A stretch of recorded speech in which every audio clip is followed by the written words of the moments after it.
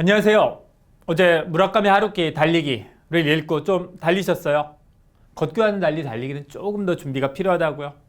그냥 달리세요. 자전거를 타셔도 좋고 준비만 하지 말고 지금 당장. 오늘은 내적 매력 세 번째 책 생각의 지도를 볼 건데요. 이 책은 미시간대 심리학과 니스백 교수의 명저죠. 한국, 중국, 일본으로 대표되는 동양 사람의 사고와 미국, 캐나다를 비롯한 서양 사람의 사고는 어떤 차이가 있는지, 그 차이의 기원이 뭔지를 밝힙니다. 여러분은 동양과 서양 사고방식 차이 하면 뭐가 떠오르세요? 혹시 지난 A7070에서 배웠던 이거? 먼저 5개의 펜 가운데 하나 고르세요 라고 하면 미국인의 77%가 오렌지색 펜을 선택하고 동양인은 3%만 오렌지색 펜을 선택해요. 왜일까요? 다음, 당신 자신에 대해서 말해주세요 라고 요구하면 서양 사람은 나는 친절하다 와 같이 자신의 특성 중심으로 이야기하는 반면 동양 사람은 나는 두 아이의 아빠다 처럼 사회적 맥락을 동원해서 답해요. 이런 동서양 사고의 차이는 왜 생겼을까요? 그 차이는 서로 다른 생태 환경에서 시작해요. 생태 환경이 경제에 영향을 미치고 경제가 사회구조에, 사회구조가 사고에 영향을 미치는 거죠. 왼쪽은 서양 사람인 니스백 교수가 그린 건데 서양의 선형적 세계관이 드러나고, 오른쪽은 니스백 교수의 중국인 제자가 그린 건데 동양의 순환적 세계관이 드러나죠.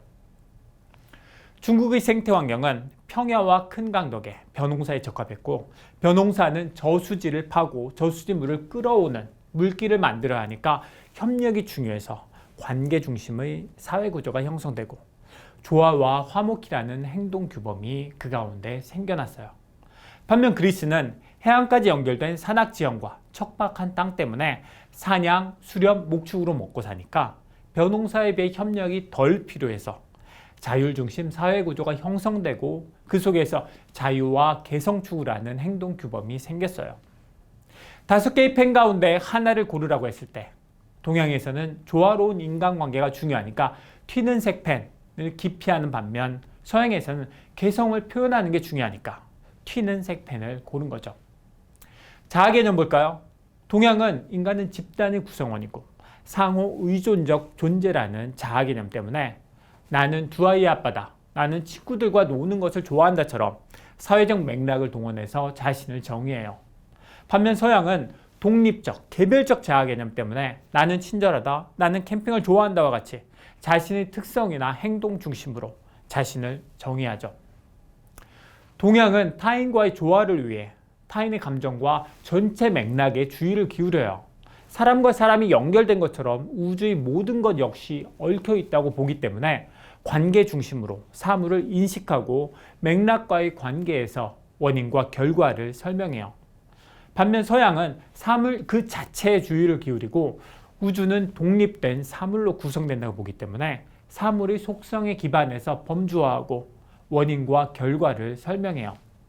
먼저 관계 대 범주.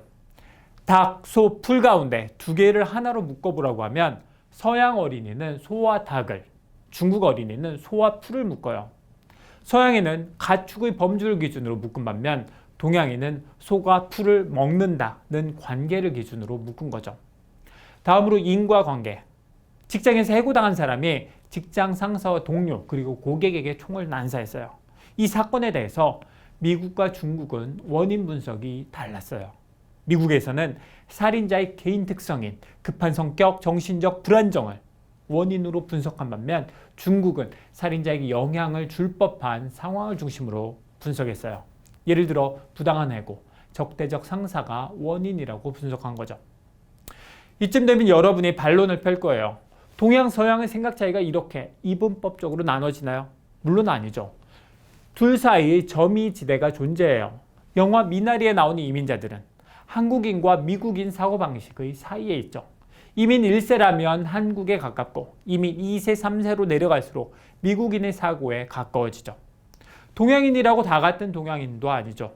한국, 중국, 일본이 다 달라요. 거기다 한국 내에서도 사람에 따라, 특히 세대에 따른 차이도 크죠. 심지어 한 사람에게서도 서양식 사고와 동양식 사고가 섞여 있어요. 내적 매력 세 번째 시간 정리하겠습니다. 첫 번째, 나는 땡땡이다 라고 한번 적어보세요. 그리고 여러분 파트너와 비교해 보세요. 나와 사고방식이 다른 파트너를 이해하기 위해서는 더 많은 노력이 필요할 거예요. 서로의 차이를 인정하고 이해하고 소통을 하면 함께 협력할 수가 있을 겁니다. 두 번째, 세대차 극복. 우리나라가 급속히 서구화된 것도 우리나라에서 세대차가 커진 이유의 하나죠. 저를 포함한 기성세대는 젊은 세대를 이해하기 위해 서양 사람의 사고방식에 대한 공부가 더 필요해 보여요. 내일은 외적 매력 세 번째 시간으로 초전 설득을 볼 건데요. 이 책의 저자가 바로 로버트 치알디니 교수. 설득의 심리학 저자이자 설득의 대가죠. 그가 전하는 비법이 궁금하신 분은 내일 봬요. 꼭요. 매력, 재산.